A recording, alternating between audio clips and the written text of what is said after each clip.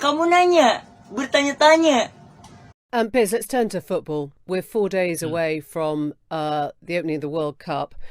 David Baddiel told us that he's staying home, that his version of football is staying home. Gary Lineker said he wouldn't receive Qatari money. He doesn't like the feel of it. I think the word Baddiel used was reprehensible. Would you go to Qatar? You excited about the games? I'm going to Qatar. And also, I've got to say, I find a lot of this sports washing debate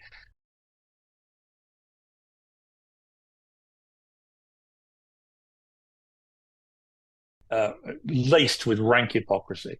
I mean, I read a column last week in which I went through all the problems that all the countries in the last 32 have. And I mean, for example, 8 of the countries in the last 32, that's a quarter of the countries in the World Cup finals, outlaw homosexuality.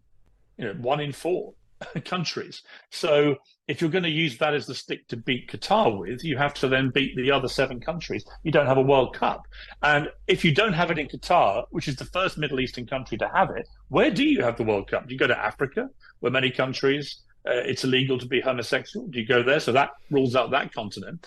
Do you go to America, which has rather draconian laws about abortion, which play very badly, for example, in the UK? In other words, once you start putting your moral halo on, right, where does it stop? And who is morally clean enough to actually host a World Cup? Are we the country that illegally invaded Iraq, which then started a 20-year reign of terror by ISIS? Are we morally clean enough to host a World Cup? I mean, I just think it's fraught with hypocrisy.